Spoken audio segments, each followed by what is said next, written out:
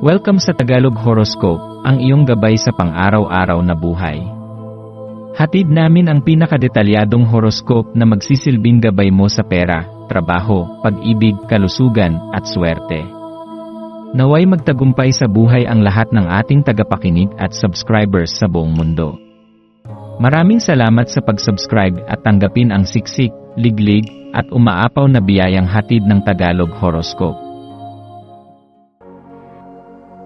Ito ang iyong pang-araw-araw na horoscope para sa Leo para sa Abril 17, 2025.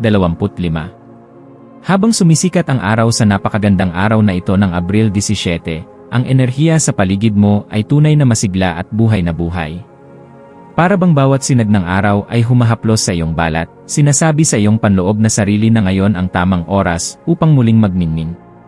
Taglay mo ang likas na kakayahang pasiglahin ang anumang silid na iyong pinapasok, isang karismang hindi kayang itanggi ni numan. At sa araw na ito, ang taglay mong magnetismo ay lalong tumitindi, parang isang apoy na hindi mapapatay. Hindi mo kailangang magsalita ng malakas upang marinig, sapagkat ang iyong presensya pa lamang ay sapat upang makaakit ng atensyon at respeto ng mga tao sa paligid mo. Yakapin mo ang atensyong ibinibigay sa iyo ngayon. Huwag kang mahiyang ipagdiwang ang sarili mong liwanag. Ang pagtanggap mo sa liwanag na ito ay hindi pagyayabang, kundi pagkilala sa sarili mong halaga. Kapag tinatanggap mo ang kagandahan at lakas sa loob mo, mas marami kang nabubuksang pinto sa mga bagong posibilidad. Isa itong paalala na ang pagkamalikhain mo, ang iyong tapang, at ang iyong likas na lakas ay hindi lamang para sa sarili mong pag-unlad, kundi para rin sa pag-inspire sa iba. Sa araw na ito, parang isang sinag ng araw ang iyong kaluluwa, nagpapainit at nagbibigay liwanag sa mga pusong nangangailangan ng pag-asa at inspirasyon. Sa hangin ngayon ay may kakaibang damdamin ng paglalakbay at pagkalaya. Bagaman karaniwan kang disiplinado at mapagkatiwalaan sa mga responsibilidad, ngayong araw ay tinatawag kang kalagan ang iyong mahigpit na hawak sa mga ito, kahit sandali lamang. May lambing ang hangin na nag-aanyaya sa iyo na maging mapangahas, malaya, at masaya. Hindi ito panahon ng matinding pagpaplano, kundi ng masayang pakikipagsapalaran. Sa mga ganitong sandali, mahalagang kilalanin kung paano ang pakiramdam ng pagiging kaakit-akit at may tiwala sa sarili ay maaaring magbukas ng isipan sa mga ideya at paniniwalang dati mong iniiwasan. Ang pagiging malaya ay hindi palaging nangangahulugan ng kawalan ng direksyon, minsan, ito ang mismong daan patungo sa panibagong layunin at inspirasyon. Ang araw na ito ay tila nilalangkapan ng masaganang pag-asa at potensyal. Sa bawat karanasan na iyong tinatahak, maghanap ka ng mga mumunting sandali ng kuryosidad, mga tanong na bumubulong sa iyong puso, mga damdaming gumigising sa iyong kaluluwa.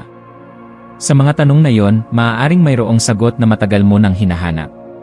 Maaaring may matuklasan kang bagong hilig, bagong pangarap, o bagong daan na tatahakin. Hayaan mong ang apoy ng iyong puso ang magsilbing gabay mo sa pagharap sa mga bagong oportunidad. Tandaan, minsan, sa isang simpleng pagkakausap, sa isang biglaang ideya, o sa isang malalim na paghinga, nandoon ang susi sa mas malalim na koneksyon sa sarili mong misyon sa buhay. Ngayong araw, gawin mong selebrasyon ang bawat kilos, ang bawat salita, ang bawat hakbang, ang bawat pagngiti. Ipagdiwang mo ang iyong pagiging totoo, ang iyong pagiging malikhain, at ang iyong lakas.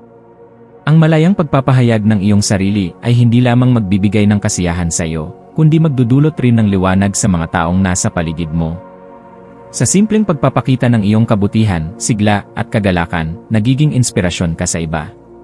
May kapangyarihan ang iyong ngiti na baguhin ang araw ng isang tao. At sa bawat pakikipag-ugnayan mo sa kanila, mas lalo mong nauunawaan na ang mundo ay puno ng kababalaghan, ng mga hindi inaasahang pagkikita, ng mga biyayang dumarating sa oras na di inaasahan, at ng mga damdaming umaahon mula sa kalaliman ng ating pagkatao. Sa mas malawak na aspeto ng iyong buhay, ang iyong personal na pag-unlad ay nahaharap sa isang masiglang yugto. Ang iyong karera ay maaaring tumanggap ng bagong liwanag kung pahihintulutan mong ang iyong malikhaing kaisipan ay magsilbing inspirasyon sa trabaho mo. Sa larangan ng mga relasyon, maging ito man ay sa pamilya, kaibigan, o pag-ibig, mapapansin mong ang iyong pagkakaroon ng positibong pananaw ay lumilikha ng mas malalim na koneksyon at pag-unawa. Sa aspetong pinansyal, ang iyong kumpiyansa sa sarili ay maaaring magbukas ng mga pinto patungo sa mga ideyang maaaring magdala ng dagdag na kita o mas maayos na pamumuhay.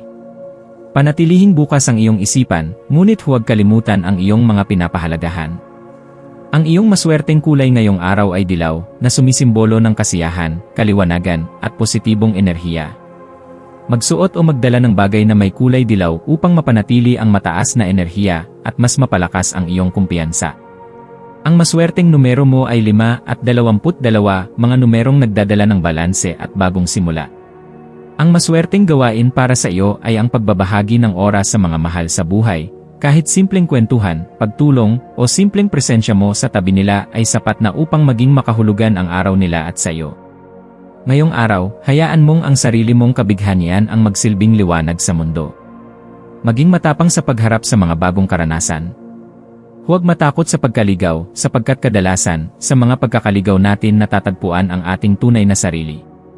Sa tuwing nararamdaman mong tila nag-iisa ka sa paglalakbay mo, alalahanin mong may mga taong humahanga sa iyo, hindi lamang sa iyong lakas, kundi sa iyong kabuuan bilang isang tunay na taong may pusong bukas at nagmamahal. At habang natatapos ang araw, balikan mo ang lahat ng nangyari sa mata ng pasasalamat.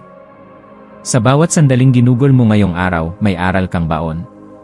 Sa bawat ngiti, may kasamang biyaya. Sa bawat hakbang, may patutunguhang mas maliwanag. Panatilihin ang tiwala sa sarili at sa kapalaran. Sapagkat sa dulo ng bawat pagsubok at tagumpay, ikaw ay nilikha upang magningning, hindi pansamantala, kundi araw-araw, sa bawat pagkakataong pinipili mong maging totoo at buo sa iyong sarili. Bukas ay isa na namang panibagong araw ng paglalakbay, ngunit sa ngayon, namnamin mo ang lahat ng kabutihang ibinuhos ng universo sa iyo. Dahil ikaw ay isang liwanag, at ang liwanag mo ay hindi kailanman kailangang itago.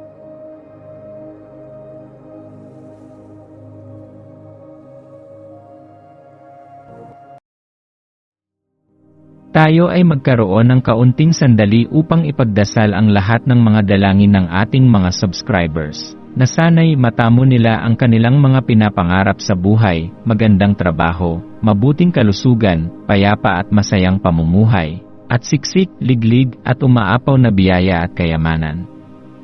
Ipinagdarasal namin ng mataimtim ang lahat ng mga komento sa nakaraang video, at hinihiling namin, Panginoon, na pagpalain mo ang ating mga subscribers ng masayang buhay sa mundong ibabaw. Maraming salamat po. Maaari kayong mag-subscribe sa aming channel na Daily Prayer, kung saan nag-a-upload kami ng pang-araw-araw na Catholic Gospel Readings, Reflections, at Daily Rosary Reading para sa lahat ng misteryo ng araw. Tulungan ninyo kaming buuin ang community na ito at mag-subscribe na. Ang link ay nasa description box. Maraming salamat sa panonood ng iyong horoscope ngayon araw. Naway gabayan ka ng mga bituin sa iyong landas. Huwag kalimutang mag-like, share, at subscribe para sa iba pang cosmic na kaalaman. Hanggang sa muli, manatiling konektado sa universo